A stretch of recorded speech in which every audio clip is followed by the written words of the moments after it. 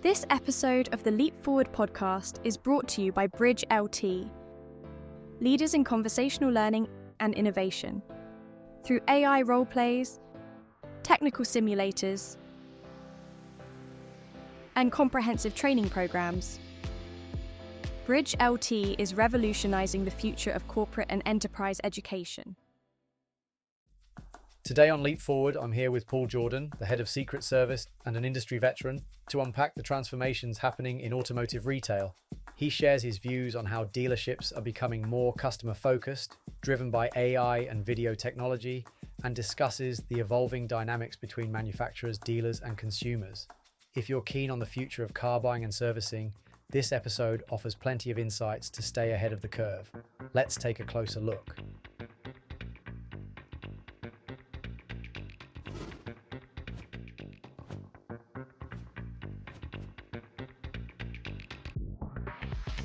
So welcome to the Bridge Leap Forward series of podcasts. I'm absolutely delighted this morning to be joined by Paul Jordan, who's the head of Secret Service. What a title, Justin, huh? May I call you 007? Yeah, well, actually, you do need to bear in mind that he wasn't the head of Secret Service. You can call me Judy if you want. I think that is very fitting. So Judy, listen, you've had an incredible kind of career to date. You've seen a wave of paradigm shifts and disruption and transformation. As a starter, can we just sort of get into that and just give me a bit of a kind of plotted history of your career journey to date? Yeah, surely. I mean, I started in the motor industry, which is always a good start, in London, working for multiple franchises, some premium, some non-premium. And during that period of time, I actually transferred over into the financial sector, but only dealing with asset funding, motor vehicles. And that was for Capital Bank NWS, as it was called then, Bank of Scotland company. And at that same time, the regulatory processes we were going through because of Europe and because of issues within the marketplace. I mean, I can always remember a salesperson saying to me once, we're filling the documentation, could you please press hard because there's 3 copies, and the customer never seemed to get one. I mean, it wasn't in a good place in the early days of funding, and that's how the reputations came about. Now, I'm not saying that was everybody, but it needed to be regulated a little bit. And during that period, we did an awful lot of work. In fact, we organised all the funding organisations across the automotive sector to get together to look at the regulatory process. And we did road shows from Edinburgh and Glasgow right the way down to the southwest. And I'm talking all the finance companies, not just the one I work for. And what I remember clearly about that, having explained that they either had to be regulated or somebody had to look after them one way or the other, that the first question we got in about 8 out of the 10 shows was, how do we get round this? Not how do we make it work, how do we accept it, how do we see it's a good thing and change the industry, but how do we get around it? How do we keep doing what we've always done? So that was my career for many years, 13, 14 years. And from that, when there was takeovers happening, and I left the bank and joined a small company, a very small company with 4 or 5 people. I think my staff number was 4, called See It Now. And this is a company who's trying to convince manufacturers and dealer groups that doing video in sales would be a good idea. And it had its challenges. You know, there was a lot of people who said, well, I don't want to go on camera and I don't want to send a video out and I'm not an expert, I'm not an actor, I'm not this, I'm not that. Give me a sense of when are we talking here? What years are we talking here? That would have been around about 2010. 2010. Okay, so pretty early still for video. Yeah, it was very early doors. I think BMW were the first OEM we got involved with, but there was an awful lot of pressure to not do it. And this wasn't in after sales. This was just in the sales departments. And you would think, my experience of salespeople is if they can do something well, they love doing it. But if it's new to them and they can't do it well, then there's a little bit of pushback. And yet now we look on social media, you looked at LinkedIn, what percentage is video? It's so big. So it was challenging, but very successful. And then that moved into the after sales arena. And as you can imagine, now we're not talking to salespeople, we're talking to technicians who really don't have customer contact and asking them to do a short video to show customers what they're doing on their car. Then that became a challenge for a number of reasons, some being as ridiculous as the technicians have big thumbs and they can't text, and and yet today again it's part and parcel of a VHC process. So it happens, and if the customer doesn't get a video when they have their car in for servicing, you'd be more surprised than not. So yes, challenging, but successful, and now Secret Service making, if you like, the automotive industry and the franchise network look at customers that traditionally would have considered themselves not a franchise customer. Now, what do I mean by that? Well, once the car goes out of warranty, a lot of customers will move away from the franchise and go into the independent sector. And what Secret Service does is bring those customers back into that marketplace. So call it a continuous long line of disruption, or call it a long line of business development and change. Transformation, perhaps, Absolutely, yeah, and it will continue. Mm-hmm. We've all met people who think that the internet was a bad idea, and can I keep the fax machine? It will never catch on. It'll never catch on. This modern stuff, yeah. What's that mobile phone? Yeah. And what have you learned through that period of category, redefinitions and trying to get people who are looking at regulation as a negative, through to trying to get salespeople to appreciate the value of video, and then the after sales folks. What's the kind of the thread that joins that all up? Would you say? What have you learned? Yeah, well, you have to take the people with you. Right. Yeah, you'll start with conscripts in many cases, and it's driven by the vision of a higher power, a managing director, a chairman who says, you don't have to do this, only if you work here. And it can start that way. But then what happens slowly but surely, people join the business who say, no, this is a great idea. I've heard it. I've joined on Tuesday. I've sold 3 cars this week, and all I've done is send videos out. I've heard after sales people say that customer loved the video, and we got an extra £500-600 out of that particular piece of work because they wanted it done while the car's in process. Of course, it demands change. I mean, that's life in general. But once that change is made, it becomes embedded into the process, and so it's getting it from conscript, you have to do it, to I think this is a good idea. I really believe it doesn't matter whether it's in business or personal. People don't like being told. They like to be asked and buy into the process. When you try and force something, you're always going to get a natural resistance. So it's explaining why it's a good thing to do. And I don't think that's necessarily always what's happened. And do you notice any differences between working with folks that are very focused on the numbers and finance, or the degree of seniority in an organization, or is that a kind of a universal truth? There are always exceptions, mm-hmm. Of course. I mean, there were people who, when we went video in, they said, well, we've been waiting for this for ages. Mm-hmm. I'm so glad you brought it in. Mm-hmm. But their background may not have been in automotive. Mm-hmm. It may have been in a different marketplace. What I did find often is if you didn't get the support of the senior management teams, the job was almost impossible. Mm-hmm. You need to get that from the top downwards, and then you get some decent results. Otherwise, it's if they don't get it, then the team just don't feel that there's any necessity to do it. So, I think generally, I think we got a good reception to it, and there was an understanding. But it took time. It takes time for these things to happen. It doesn't happen overnight. You can't just go in and get it done. And what techniques do you typically find that really work to get the management folks on board? There has to be normally two things cause a disruption or a change.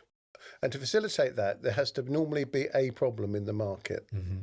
that's visible to some and not to others. Some may see it coming down the road, but it's not the right time to do it just yet. And the people who have that vision and see it are then looking for solutions. So when you go in, you're offering them a solution to a problem that they already have. The difficulty is going into somewhere where they don't actually even realize that the problem exists. So to be frank, you have to have your early adopters, and then you'll have your middle, and then you'll have the naysayers. And you've got to identify where they are, because eventually the naysayers will come on board. But if you try and go there first, I think you're just wasting your time. You have to let that process. What was it we said at the very beginning? You're better having a volunteer, and you're better having somebody who's bought into the process rather than trying to force them. That's really interesting. And here we are in 24, sort of midway through. I know. Time flying. Yeah. What problems and challenges does the dealer sort of market kind of face right now? The UK market specifically, yeah. Well, there are two sides to it. If you look at the sales side, obviously there's confusion in segment one. I watch a lot of social media and I look at a lot of social media, and there's a real polarization with regards to EV, ICE, diesel, and that's within our own industry. These are people who work in it. You, like me, probably talk to people who've got nothing to do with the industry, and you should see how confused they are. I mean, I think I knew a little bit about the zone in London here about I drove down the other day in a diesel car. I got to the edge of the zone, phoned and said, "Can I?" And they said, "Oh no, you don't have to, sir." And I said, "Why is that?" And they said, "Because it's 06, it's absolutely fine." Well, no wonder people are confused. Absolutely, especially when your Google Maps is flashing alerts and warnings and so on, and there's signs everywhere. Yeah, we all want zero emissions from tailpipes. Everybody does. But this polarization of it's got to be this or it's got to be this, we're forcing people again. That's that word I keep using. People aren't buying into this vision at the moment. And if they are, it'll be in my time. I mean, I've had 3 or 4 people knock my door recently say, "You need a heat pump." Well, I'm afraid I've got other issues to worry about before I change into a heat pump. And I think it's that's causing a little bit of, just a little bit of confusion out there in the marketplace. So we've got segment one that's not where it needs to be. We had COVID. So we've got people working from home. And I'll use myself as a prime example. I used to do 20, 30,000 miles a year. I'd now be lucky to do 10. So I'm a new car customer. You should change it every 2 or 3 years. I've only just recently changed a 6 or 7-year-old car because it hadn't done the mileage that I needed it to do. And I'm not going to be alone in that process. So by definition now, we have segment one customers with 6 and 7-year-old vehicles. And yet in the past, we'd have considered them not a customer that would have come into our franchise dealership to have our car serviced. But they are today. They're still a new car customer. And we're going to see more and more of that customers are not changing, I think, as frequently. I mean, fleet business will keep it running and the business market will keep it going for the time being. But true retail customers, I just think they're taking their time and they'll say, "No, I don't need to do this yet. I'll just hang on." So we're seeing a complete change in that market. Then we've got after sales. My own personal car park, I have a diesel car, I have a petrol car, and I have an EV. All of them are super pieces of engineering. Yeah. All of them. And they're used for different reasons at the moment. They also all have their downside. I don't think I need to go through those, but there is still a little bit of, certainly my electric's got a range of about 160, 170 miles. I was an early adopter of it, so it's not high mileage in that respect. The diesel obviously will be a problem going forward, probably because of emissions. So they all have different issues. Now, if we take that into the after-sales arena and an aging car park, we need technicians that can handle electric, diesel, petrol, and whatever hybrid. So we've got this whole range of vehicles. And then we have a problem with, at the moment, with capacity and lack of technicians and keeping technicians in post. So I guess that kind of sums up where we are, and an aging car park, as I said. So you've set out really nicely there, the landscape. Now let's dig into kind of how you see us solving some of these challenges and realizing some of the opportunities, because there's opportunity there, right? Absolutely. So tell me about how we solve these challenges. Well, firstly, we have to make the work attractive. Yeah.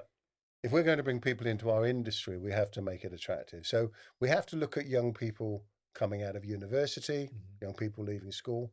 What's going to bring them into the after-sales arena? More than the sales arena, I think, because that's the more technical part of what we're doing. And it is exciting. And there's a lot of things going on in there. I think current management structures within the business are going to need to accept that the same old isn't going to be good enough for young people coming in. They're going to have to look at the working conditions. They're going to have to look at salaries. They're going to have to look at promotion. And because we live in a very transient employment base at the moment. We do. And there's also immense competition for people with those skills, right? Absolutely. I mean, in a funny kind of way, we had to lose people in the COVID period because it just couldn't work. But they went and found something else. And they found that they quite liked it, and they found that the salaries were good and the rewards were good. I mean, I know people that have left our industry and gone into aircraft maintenance, I know some that have gone to drive trains, you know, and work for London Underground because it's a better opportunity for them. And we have to make it more attractive. We also have to accept that the relationship between, I've got a thing about after sales. I think it's a negative connotation. To me, the sales department might see a customer, well, even now, maybe longer than 3 years, 5, 6, 7 years. Whereas an after sales department, as we call it, is actually going to see the customer much more. And to me, that department is almost like the hub for customer contact for 5, 6 years. So to call it after sales, I was going to say, it almost feels like it's a kind of derogatory term. Added on the back. Yeah, it's like a bolt-on, isn't it? It's sort of got that kind of sense of, oh yeah, go round the back. Yes. You know. Well, of course, and eventually it was, perception-wise, yeah. And it was the salespeople that got the awards and the prizes and the trips abroad, and the guys in the workshops were there. And then we started calling it after sales. And I think the idea was to make it sound a little bit more sexy rather than workshops.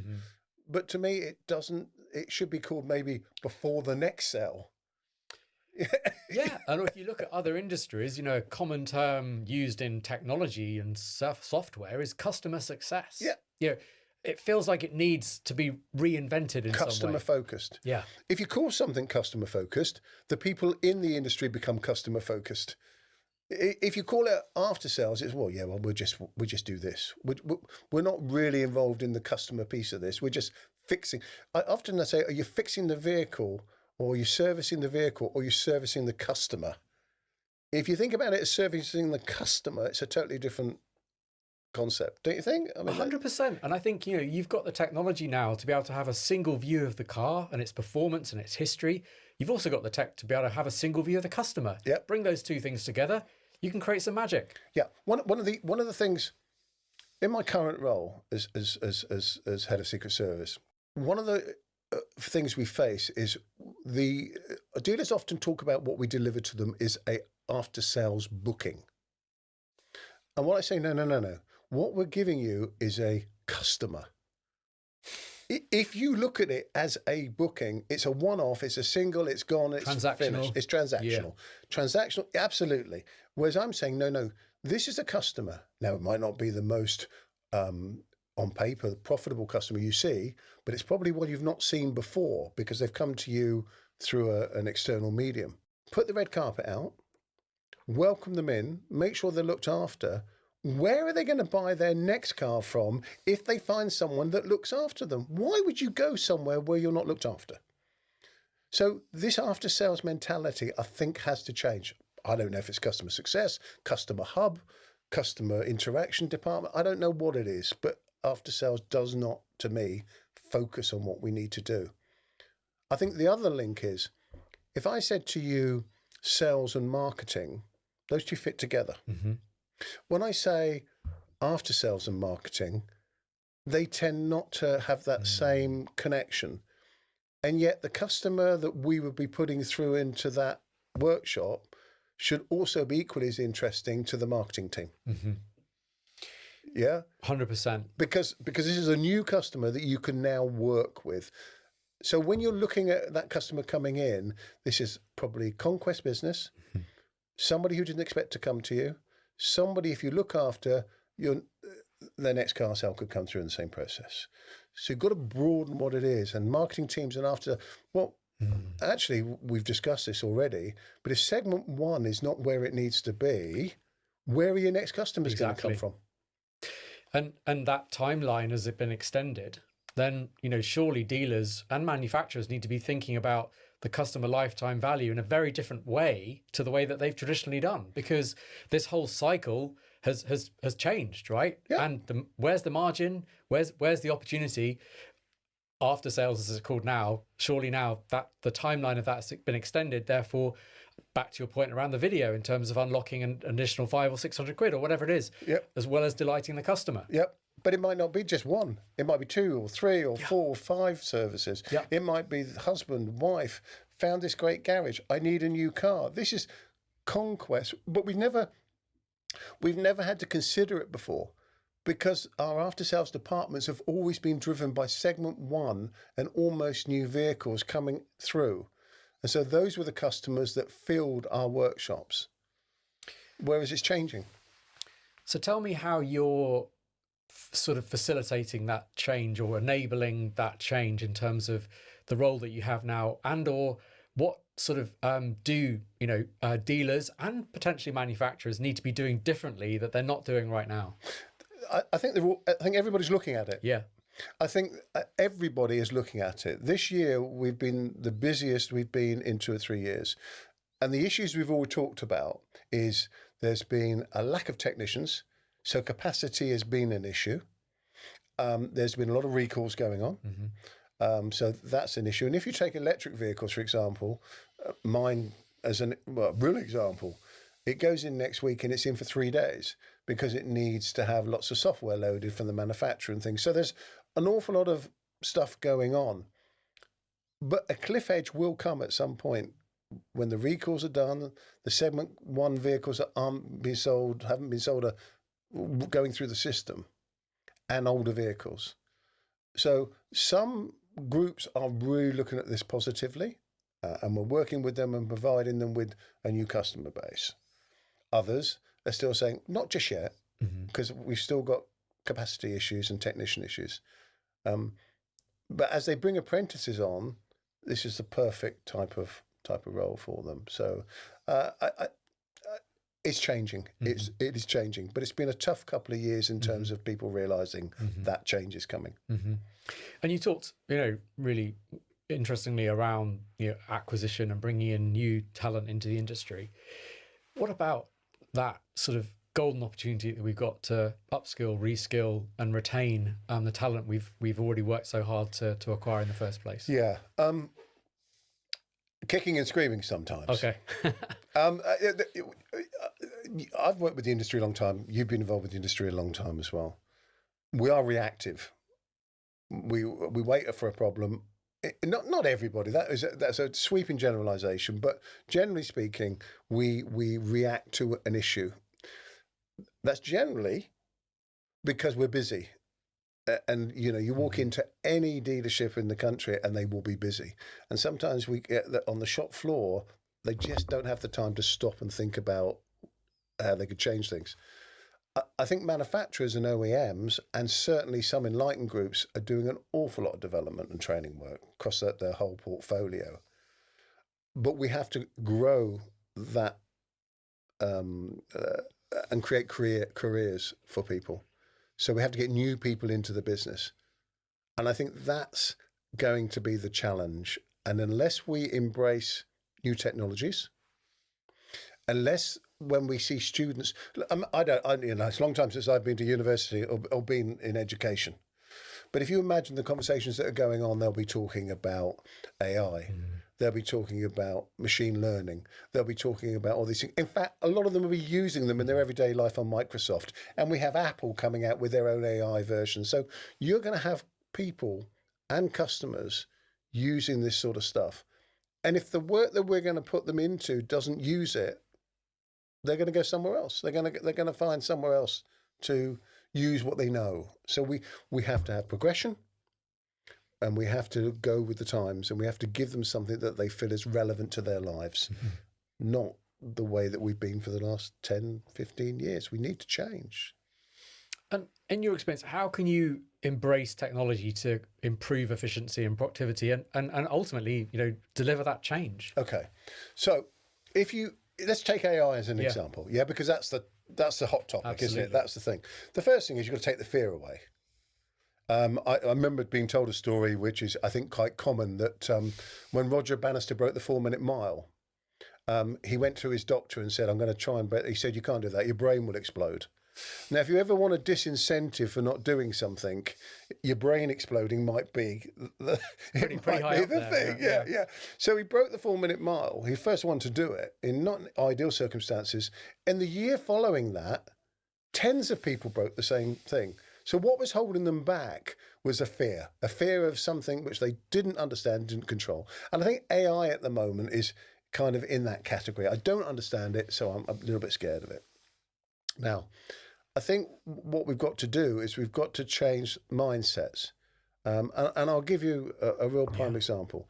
Let's imagine, a lot of big businesses out there at the moment, firstly, need to look at their own legacy systems they've got. Because until they get that sorted out and everything in one place, AI is going to be a problem for them. So they've got to get all their integrations of existing systems into one place. They need to make sure their data is mature and that it's clean. Because if you're going to start messing around with AI and you haven't got that bit right, then you're going to cause yourself some problems. So they need to look at where they are. They then need to really make people understand that they need to get people to buy in. So you've got your service manager who normally will sit there in the morning on his CRM system or DMS. There's a list of jobs. And he's looking at the jobs. AI, in terms of the future, will change this. But he'd be looking at his jobs and he'll say, well, I'm not going to give that to Brian because he doesn't like doing that. And I'm not going to give that to so-and-so because he won't like doing that. Whereas AI will take all that information and it will say, no, these are the right people to do these jobs. And the workshop loading will be done in the right order, where the most work's going to be. So that comes away from the service manager in terms of there's no bias, human bias in the system. It just sits there and works it out logically in terms of what's going on. Then the service manager can concentrate on what he should be doing, which is training, development, making sure customers are happy. So you shouldn't fear it, but it will mean change. And you have to have that upskill of the people. And of course, that change has happened and is happening every day from a consumer perspective, right? Yeah. These folks are coming in and they've made a prompt query on ChatGPT about service histories or faults, and they're walking into after sales departments, even more researched and full of knowledge than when we were talking about this back in the day when the internet first came along. They'd walk into a showroom and they knew as much about the car as the salesman. Right, go on. Yeah, no, it's just, I mean, you've brought back some memories. I can remember when I started in the trade. I remember going down to I worked with Datsun, as it was called then. Not even Nissan, because Nissan sounded too Japanese for the UK market, according to. And I went down and I sat in this big training room, and the head of the business, and Mr. Botner, was sat at the back of the room. I didn't know who he was. I had no idea who he was. And we're being trained. And I put my hand up and I said, what problems do you have? And I said, well, we've got no materials. We've got no colour charts or anything of this nature. And the voice from the back of the room said, you've got a blue one, a green one and a red one. You say to the customer, which one of those would you like? Okay. And at that point, of course, he was absolutely right, because we knew the prices of the used cars. We knew we had control over every single process of valuing, of everything. And then slowly over a period of time, maybe 20 years, the customer now has control of the total process. And we need to accept that. We need to understand that they know and can find out as much as we can about what's going on, how much their car's roughly worth. You know, we advertise it almost. You know, I wonder if I went to a dealership or online to a manufacturer's page and I put in, I'm looking for a white da-da-da-da-da car model, and I sent that to 20 of their dealerships across the country, and I said, oh, P.S., would you deliver? How many would come back? So who's in control of that process? So we've got to learn to live with that. And you're also right. Before I came here today, I went and looked at my ID3, and I put into Microsoft's AI, Microsoft, please tell me, ID3, what is the service schedule and what gets done? And it came back with about 8 pages. It just unbelievable amount of knowledge, dangerous knowledge, actually. And so if we don't embrace it at the other end, you're right to say the customer's going to be better informed than the people they're talking to. And how does the industry, how do dealers, how do manufacturers, you know, enable those on the receiving end of that to act in the best interest of the customer? Got to train. Right. Got to train. And they've got to understand that a number of years ago, I went to NADA, the North American dealer, and I can't remember who the speaker was, but he was talking about this very thing about the knowledge that clients now have. And his terminology was, when you get a customer in, you just have to give. And he didn't mean give money away. What he meant just give them all the information they need. Because there's no point in holding back, because they probably already have it. So you've got to be open. You've got to be with the customer. Yes, that's what does happen. Yes, this is included. You know, don't be scared of the knowledge that the customer has.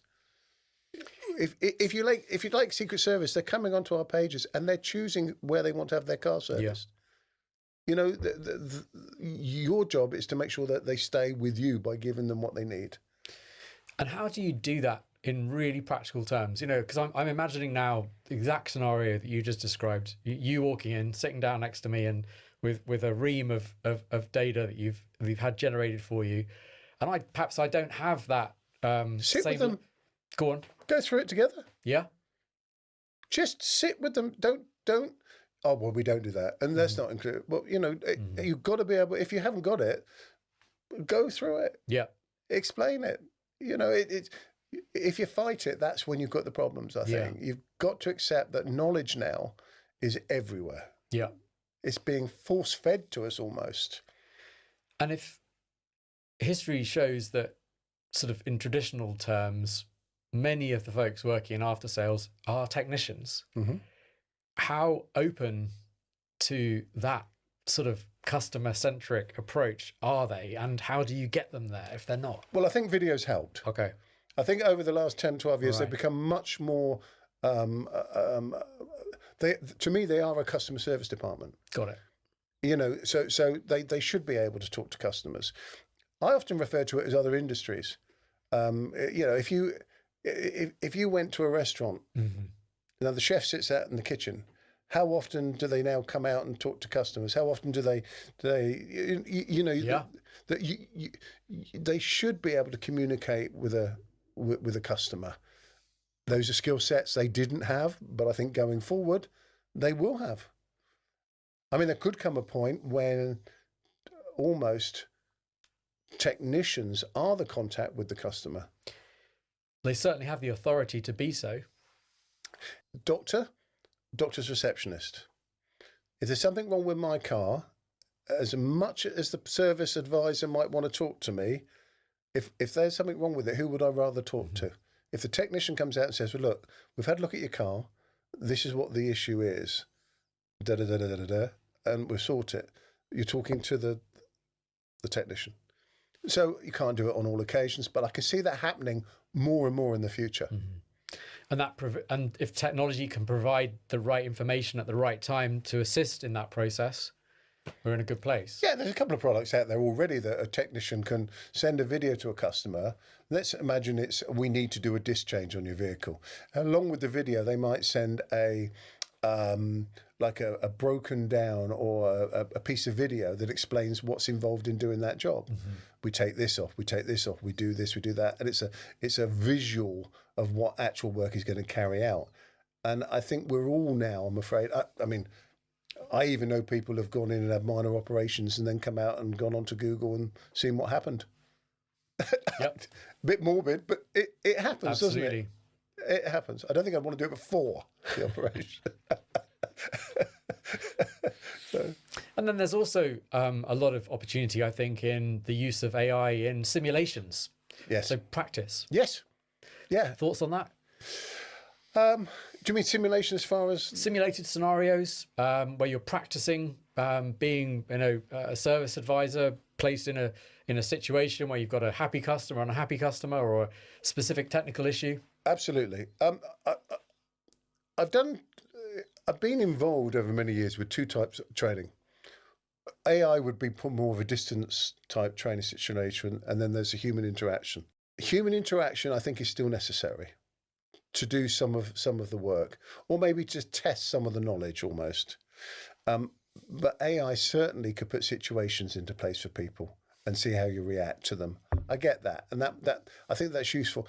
I don't think there's fear. There shouldn't be fear. If we get it right, it should give us the time to do that human interaction, which we don't get a chance to do at the moment, both in sales and after sales. Mm-hmm. And I think people do like that still. And do you see, from a trend perspective, where it's going? This sort of delicate relationship between the manufacturer and the dealer. Tell me how you see that sort of playing out. Yeah. To be honest, I don't think even they know just yet. Right. We've had some OEMs go into an agency type scenario. We've had others that have said they're going into an agency type model and have backed away from it. We've said others that say they're never going to go down that direction. I think there will be some trial and error going on. Like everything in life, it will be driven by the market. And if all of a sudden agency model looks like it's not working and car sales go down, then there'll need to be some change. So, to be frank, I don't think it's settled yet. I think there'll be, just like everything else, I think we're going to see a hybrid of different models, different setups. You've got the Chinese people coming in. Most of those are franchise models. So I don't think at the moment it's settled. Which makes right now so exciting, doesn't it? Yes. Because it's our future's in front of us and it's ours to create and invent. Yeah, and that's a really good word. That's what we have to do for customers. We have to make what they do with us an event. The nuts and bolts of what we do, we know what that is. But if you want to keep customers on board, they have to feel special. And whether that's done through technology, whether it's done face-to-face, they have to feel like you want them, that you care about that process. If we do that, then actually the rest of it comes easier. You'll have experienced this in all sorts of things, not just in our sector. You'll have maybe paid a little bit more for something because you say, no, I always go there because I like what they do for me. It could be hairdressing. Yeah. It could be anything. You're right. You're absolutely right. It could be the watch you're wearing right now. Yeah. Right. Just thinking about sort of the talent again. If you were able to rewind the clock and perhaps sit down with someone who's thinking about coming into this industry, what advice would you give to them? I think if they were coming into our industry at this very moment, I would be saying it's probably the most exciting time that I've known. And I've seen some changes. I think why it's exciting, if you look at the